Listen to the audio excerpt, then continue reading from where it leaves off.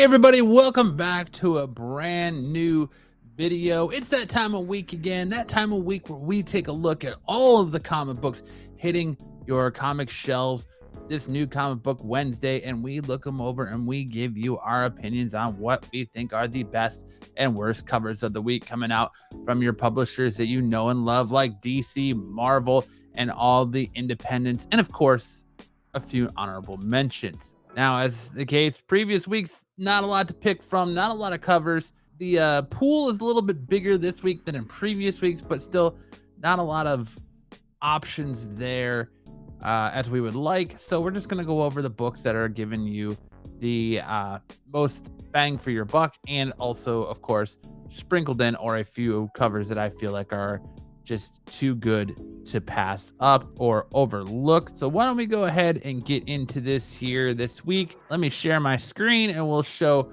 this week's offerings of great and not so great covers. And leading us off, all as always, is the one and only DC Comics. Sorry about that. And coming into us hot from DC, we have Absolute Batman number 8. We have this A cover. We have a Bruno Redondo B cover.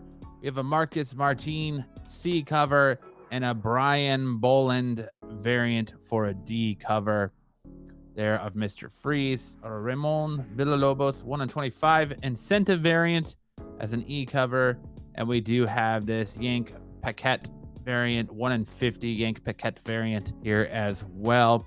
And when it comes to Absolute Batman number 8, my favorite book cover of this week is this Brian Boland variant. I just love the representation of the absolute Mr. Freeze here in all of his horrid grotesqueness. And then my worst cover of the week is this 1 in 25 Villalobos variant.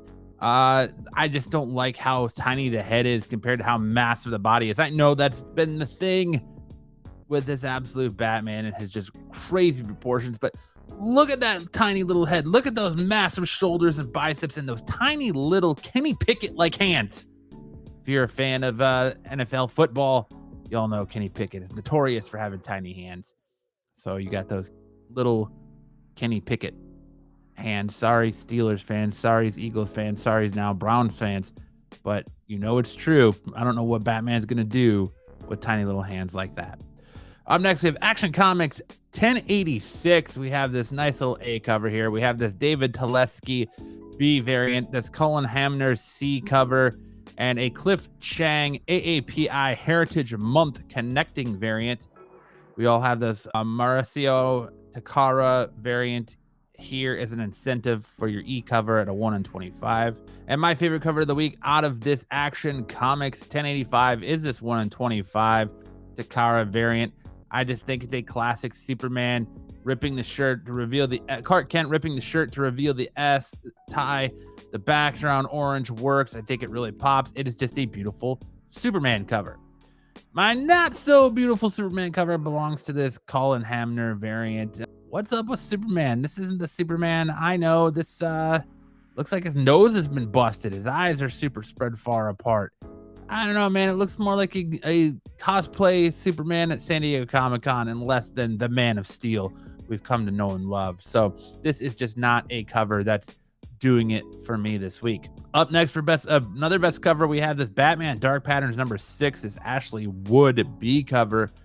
I just love all the layers to this cover. It looks very much like a sketch rendering almost. I don't know. It's just a dope cover. I love the face in the middle section, the different levels to the house, the Batman. It's just a cover that really jumps out to me from this Batman Dark Patterns number 6. And if I was going to pick this book up, this would probably be the cover I went with.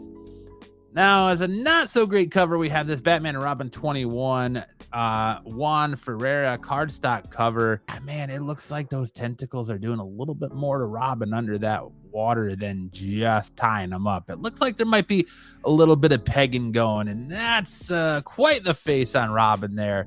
Not a cover that screams by me or stands out to me. Not one that tickles my fancy. And in a day as I always say, where your dollar doesn't go as far, is this a cover that you're willing to pay that $5.99 cover prices? Because this is a cardstock cover. So it is going to be demanding that $5.99 price point. For me, it's just not worth the extra couple of bucks for this cover. Moving into a best cover, we have this Green Lantern Corps number 4, this John Boy Mayer variant. I love this cover. This is a beautiful, beautiful cover and a great offering on this Green Lantern book from John Boy Mayers. Up next, we have Supergirl number 1. We have this A cover. We have a Stanley Art Germ Lou B cover, which was my favorite cover, but then along came Villalobos. You have this Pablo Villalobos C variant and this Joshua Middleton D variant.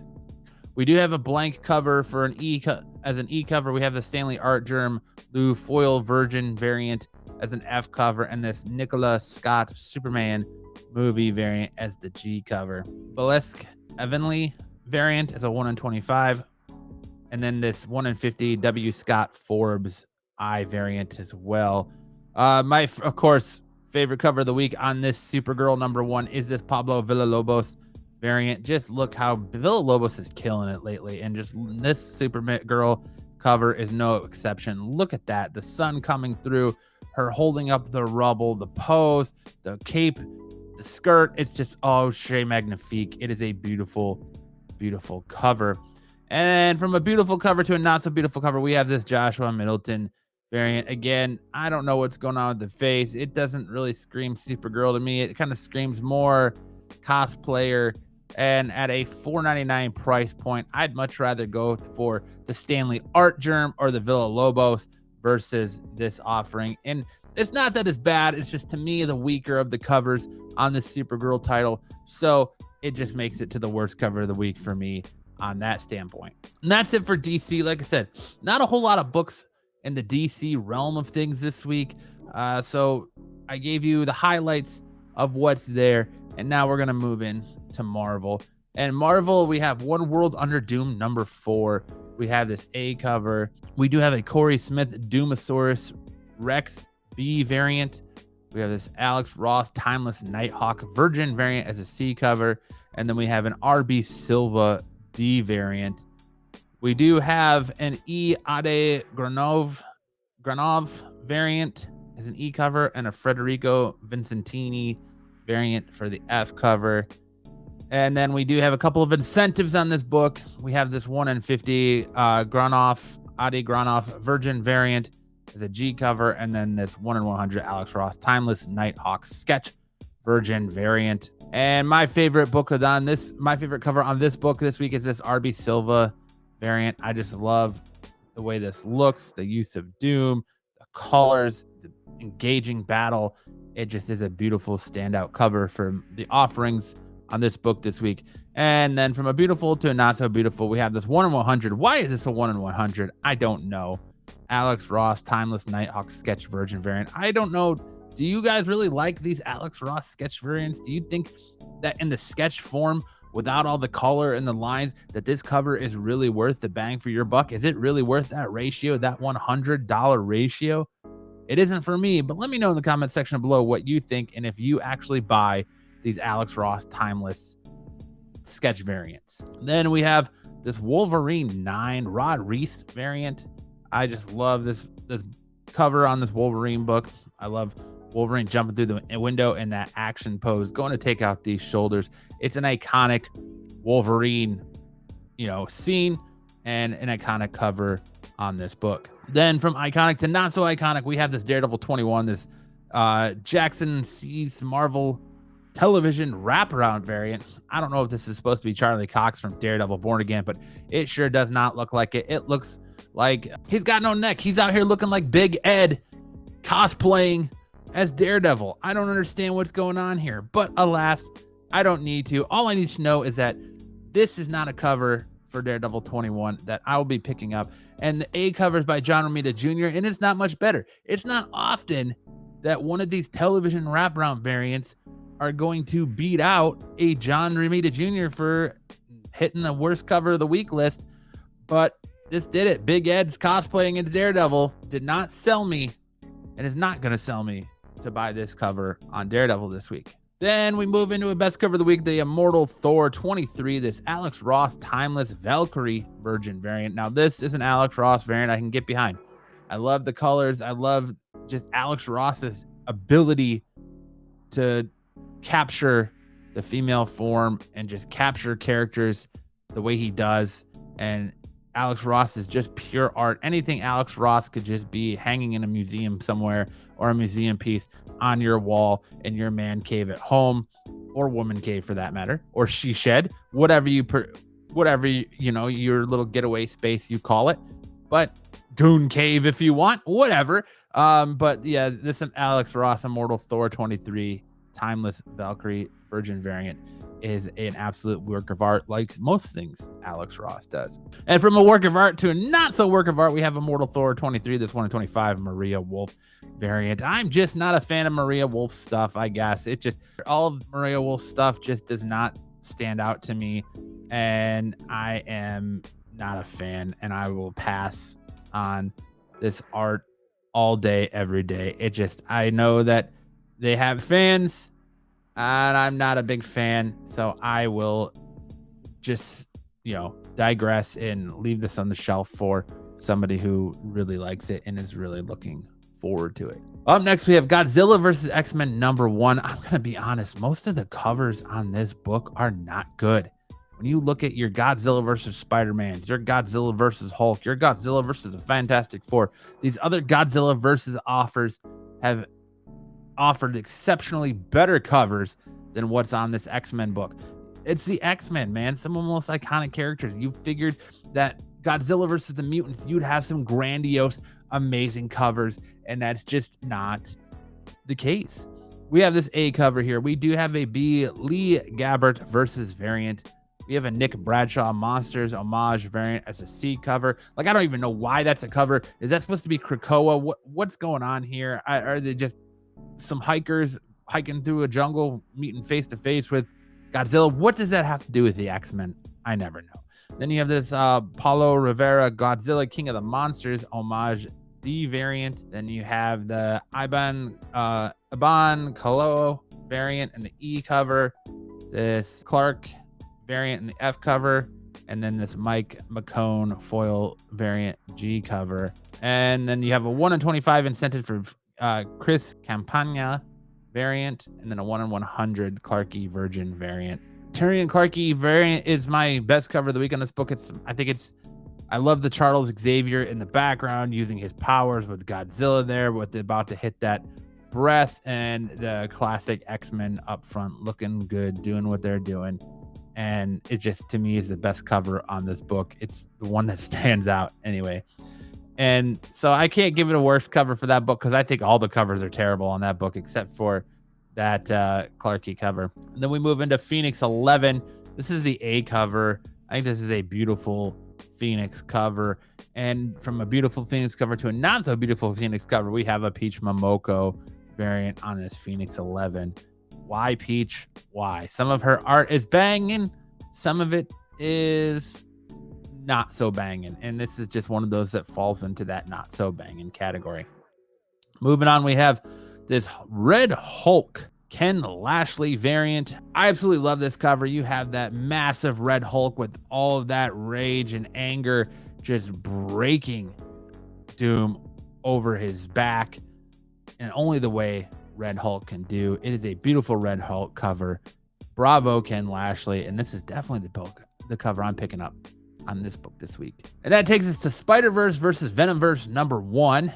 We have this A cover here. We have a Leslie Lyrics Lee variant for the B cover, a Greg Land C variant, and this Javier Garan foil variant for the D. Then we have a 1 in 25 incentive Paco Medina variant on the E cover, this 1 in 50 Greg Land Virgin variant F cover, and this 1 in 100 Lashley Larynx Lee Virgin variant. And of course, my best cover of the week goes to this 1 in 100 Lashley Larynx Lee Virgin variant. I think this is a beautiful cover, and it speaks for itself. My not so favorite cover is this Javier Garan foil variant. I applaud the attempt with the web, but it's very busy, a lot going on. Leaves, kind of it's just a lot going on, and it makes you overlook it. It's not as like, especially in the offering of the other covers. Like, let's look at them again. Look at that A cover. Yeah, it's kind of busy, but you got Spider-Man and Venom front and center. It kind of gives you that focal point. The rest of them are pretty much, action shots, pretty clean, easy to understand. But then you just got that one cover that's just very busy with a lot going on. The character designs aren't as great as other books. So it's just one of those books I think that I'm just going to pass on, and I'm going to take that Lee cover over all of these other offerings this week. Then we get into Gwenpool #1, a new Gwenpool ongoing series. The all new, all deadly Gwenpool. We have this A cover. We have a Todd Nook iconic B variant. We have a Jae Hong Lee variant for that C cover. And then we have a D cover, Hario D cover. Then we have a Greg Land E variant. And then we have a Paco Medina promo art variant here with just the gravestone of Here Lies Gwen Stacy. Then we do have a couple of incentives. We have this 1 in 25 Godtail variant for a G cover, which is a dope cover in its own right. And then we have this 1 in 100 Hee Hong Lee Virgin variant. And my best cover of the week on this book goes to that 1 in 100 Ji Hong Lee Virgin variant. I do like the trade dress as well. I'm not going to pay 1 in 100 for the Virgin, but for these purposes, I think it looks so much better in the Virgin without that trade dress on it. But I do like the cover either way, so I'm going to buy it in that trade dress and just be happy that I own this cover. My not so good cover this week, not that it's terrible. It's just, I feel like it's the weakest representation in the offerings of covers we're getting this week from this Gwenpool #1. Goes to this Paco Medina promo art variant of just Gwen Stacy's gravesite with the shovel, the lightning in the background, and the silhouette of what I'm assuming is Gwenpool there. Like I said, I feel like it's the weaker of the offerings from this book this week. Then we have Star Wars Jedi Knights #3. That's 1 in 100 Tarian Clarke lightsaber virgin variant. Our Tarian Clarke lightsaber virgin variant. Deep. I love this cover. It is a nice Qui-Gon Jinn cover and a good representation of Qui-Gon Jinn, I think. And then from a great Jedi cover to a not so great Jedi cover, we have this Jan Jurgens classic homage variant. I don't know who this is. It looks like the Hemsworth brothers entered Star Wars. When did Thor from the MCU become a Jedi? And it just looks like Chris and Liam Hemsworth are taking on what appears to be a Rancor. I don't know. I am not that dangerous and adverse in Star Wars monsters, but they're sitting here fighting this beast, and it just does not a cover that appeals to me. I'd rather go for that Qui-Gon Jinn face cover over this Dan Jurgens homage variant. That's it for Marvel. Some good offerings, some not good offerings. So good offerings from Marvel this week, but plenty and a plethora and a pool of covers for you to pick from when you hit that LCS on Wednesday. We're moving into our independence this week, and starting off on our independence, we have this Transformers 20 cover C 1 in 10 David Nakayama connecting variant.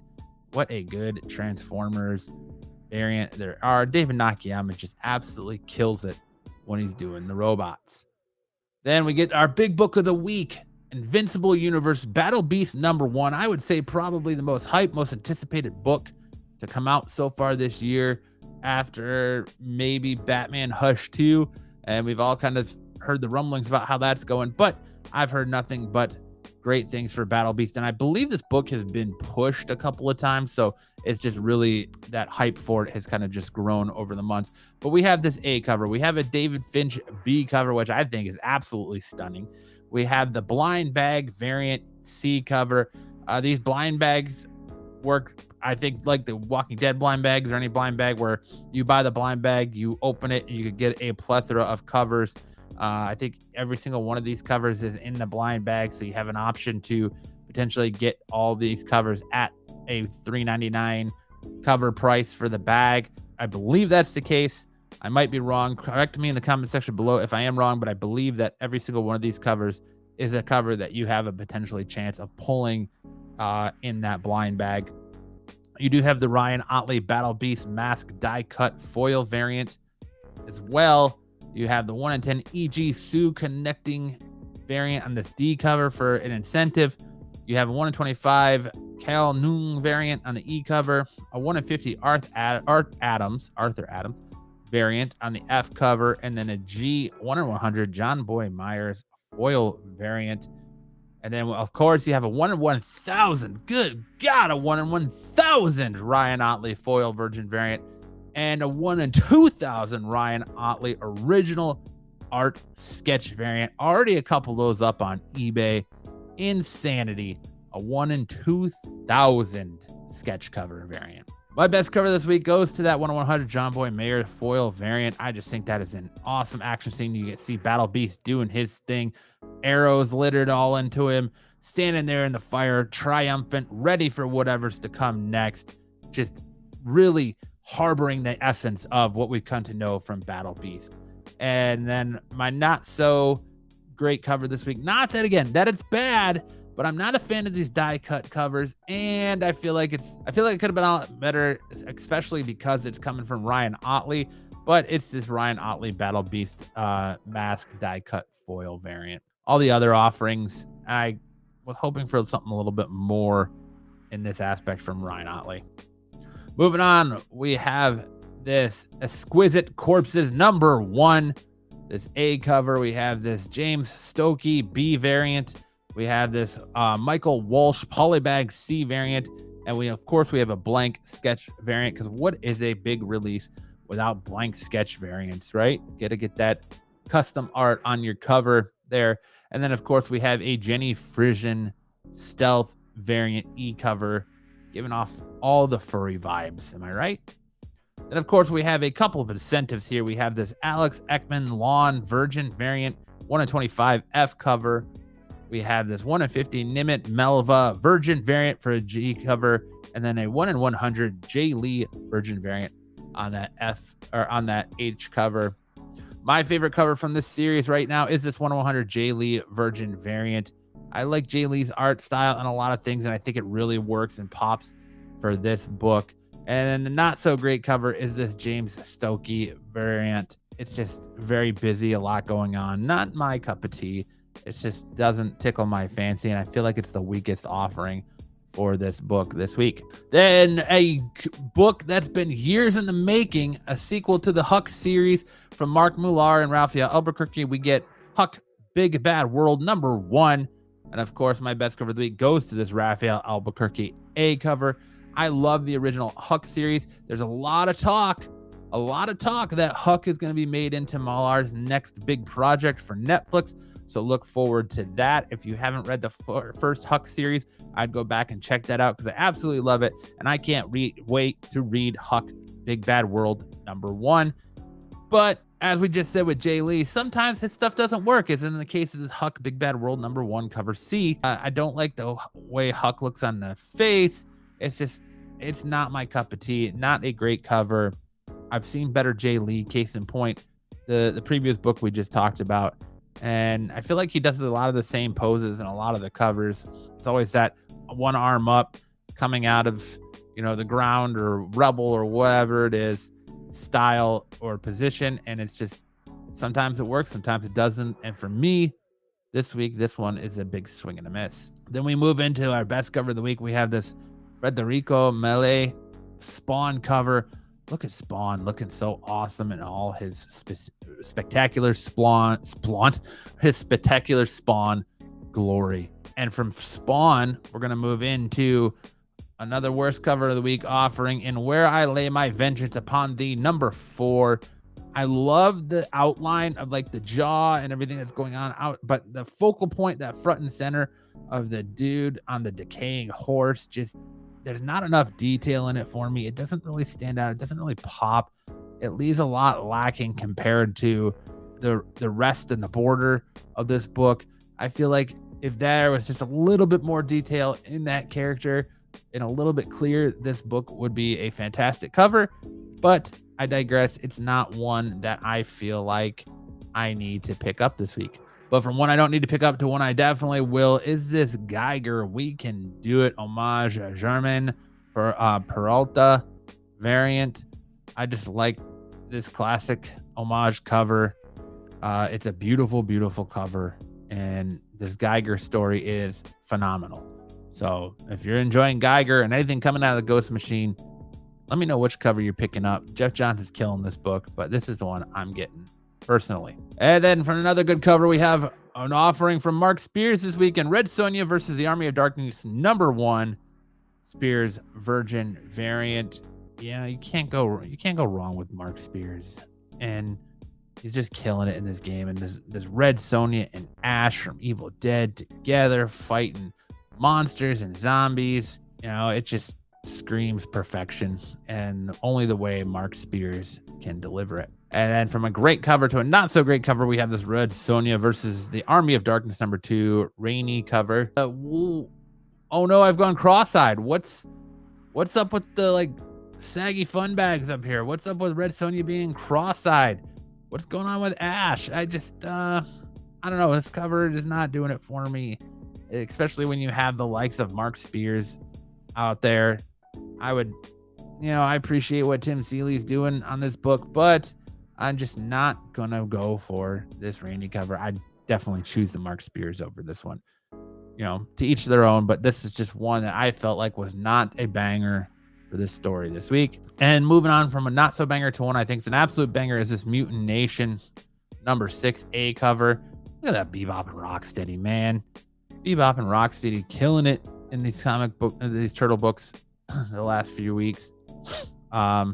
Absolutely love this Bebop and Rocksteady cover. And another great cover is this Usagi Yojimbo 10,000 Plums #3 cover. That is a absolute banger of a cover as well. Sometimes you get absolute slobber knockers on this Usagi Yojimbo book, and it looks like this 10,000 Plums #3 variant is one of those bangers. Then we also have the Toxic Avenger pinup special Harper cover. I just think this is a hilarious cover. Toxic Avenger sitting next to the urinal, the dude looking at his junk. It is a hilarious cover that's right there with my sense of humor. So it's definitely one that I will probably pick up. And then, of course, who can't go wrong with a cover C 1 in 5 Patton Oswalt Sex Criminals homage variant for this Tim Seeley, Patton Oswalt, awkward stepbrothers-esque picture variant. They did it on Sex Criminals, doing it here. Imagine getting this book signed by San Diego Comic-Con by Patton Oswalt and Tim Seeley and getting it graded. And I think that would be a fantastic addition to anyone's collection. If you're a fan of both of these gentlemen and their bodies of work, it's one that I'm going to pick up, and I'm going to hopefully aspire to do just that this year at San Diego Comic-Con. But it is a funny homage cover, and I think it's one I'm going to have to pick up. Then on to our honorable mentions. Honorable mentions are books that maybe there wasn't a lot of offering, or it could be from another book where there were multiple covers that I liked, and for some reason the cover I picked just narrowly beat it out.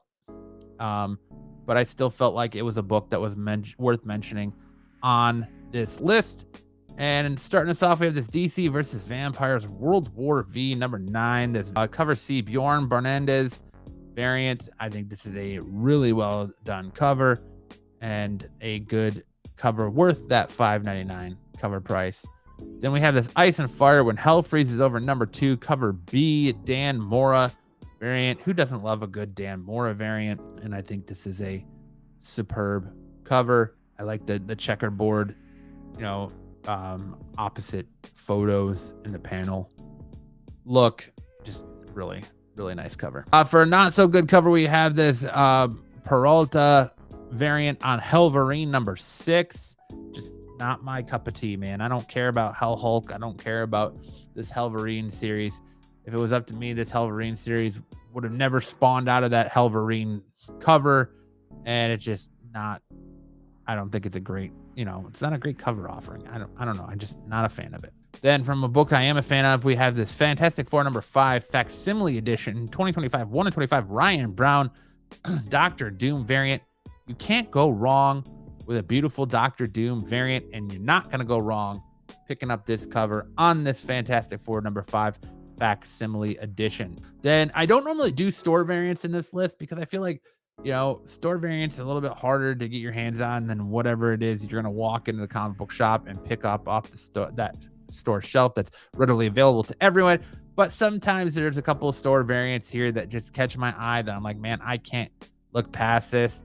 And this 616 Comics, Comic Traders, PCB Hobbies, John Gagan Virgin variant is or Gain Virgin variant is just that. Like, this is a beautiful cover if you're into store variants, one worthy of picking up and having in your collection. And then, of course, we have this exquisite Corpses #1 big time collectibles Fan Expo Dallas 2025 Gangan Virgin variant, killing it on both these books, absolutely destroying it on both these books.